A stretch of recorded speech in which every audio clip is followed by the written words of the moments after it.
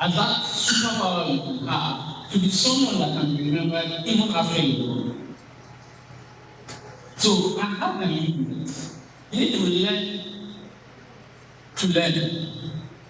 You need to unlearn some things that are outdated. You need to relearn things that you have already known in the past that you forgot.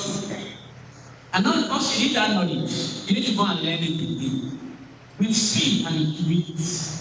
I know you're saying a lot about values here.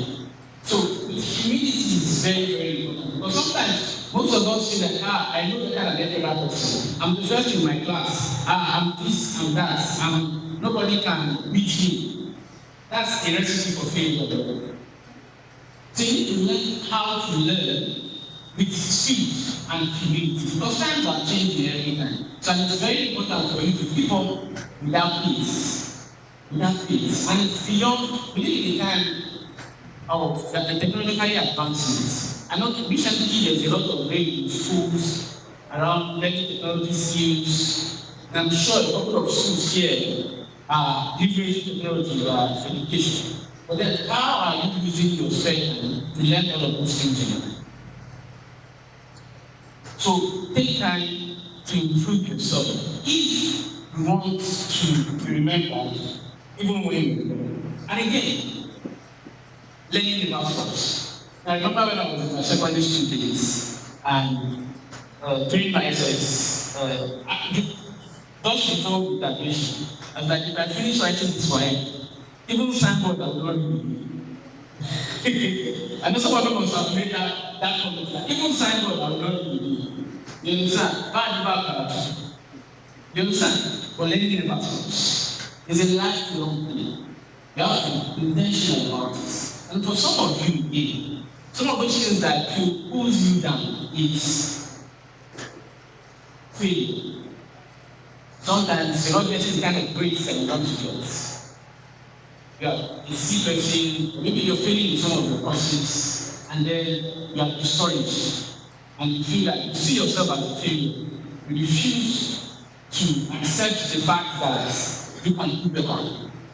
And I want to tell you today that failure builds character.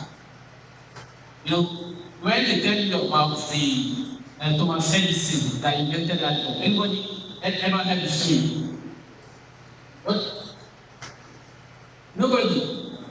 Yeah, yes. What did you know about Thomas Edison? I know I didn't want to invent light bulb. He tried many times, but he did not do well. When he tried, yes. When he tried it last time, I think some stories that we read mentioned that he tried for almost 1,000 times.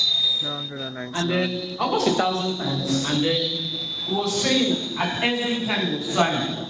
You know, at the 1,000 times, that was when it happened. So if he had given up, can we off the mic? Sit. Oh, okay. So if he had given up, we have something like a light bulb. Yeah? You guys are not responding. So if he had given up on trying, would we have anything like a light bulb? No. So I'm trying to use that to encourage you to say that regardless of whatever state your grades are now, keep on trying. Right? Keep on trying to improve yourself every day. It's a failure of good character. As you fail this semester, you fail this term, you've learned what you within yourself, you know what you did wrong. You know what you did wrong. But most of us are keen to say that they failed you. But you yourself knew that you did not do well. So that if you know what you did not do right this time, then you learn to speak better next time. Then you know that when you learn from your mistakes, the next time you're going to be doing it will be 10 times better. True or false? So to tell me that failure should not, you only fail when you stop. You only fail when you fail. And then let's talk about leadership. You know, the people I mentioned, most of them are known as leaders. And we all know them as leaders. And we all want to be leaders too. And then the only way you can start as a leader is for you not to wait to be appointed a leader before you start leading. So even if you're not a prefect or anybody with a position in your school, you can lead by fixing whatever you see that is not going right among the students. You see some of your juniors fighting. You will not say that this is not my business. I'm not the prefect. I'm not this. Leadership starts from when you try to fix what is not right. You see something that is not going here, or you notice a problem in your school, and then you respectfully go meet one of your teachers and say, miss this, miss that, I noticed this, and I'm taking it to do this and this and this. It's trying to improve the student welfare and this and that. Or some of these students are loitering, they are littering the toilet, and I feel if we put a pocket somewhere, or we decide to appoint someone that will sweep me, or we be a roaster, or just thinking of a solution to fix that. That is what they call leadership.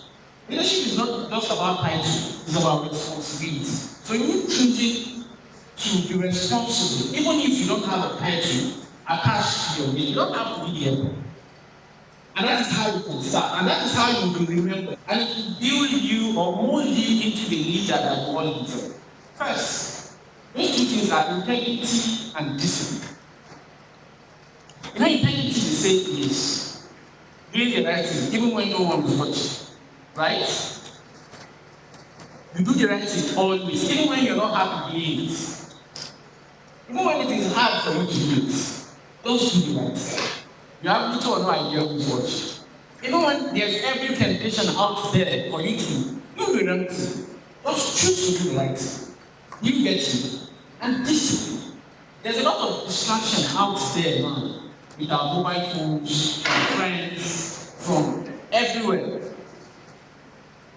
But then there's a kind of discipline that you're able to invite within yourself that will help you stand out. A kind of discipline. And you don't make your life decision on what a friend is.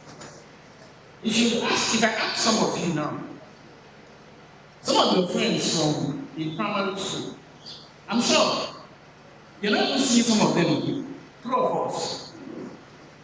And guess what? You see these friends that you have in your class now, that you think they are your ride or die, or your bosom friends. When you get to the university, you not see most of them. I did sciences, but at some point I was regretting it. And I had to change. I had to change.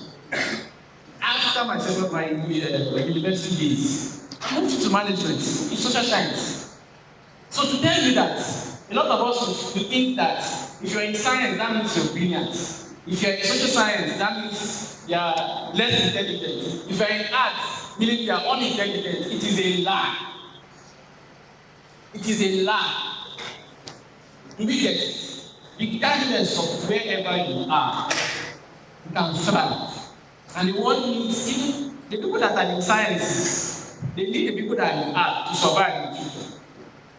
You will get it. So live your life, build yourself with integrity and discipline. And start where you are. You are in secondary school, don't wait till you get to university to start doing all of those things that they say to you. To start living with integrity, to start developing yourself, to start learning skills that will help you. Do what you can. You don't have to do what the next person will do. Do what you can. And use what you have.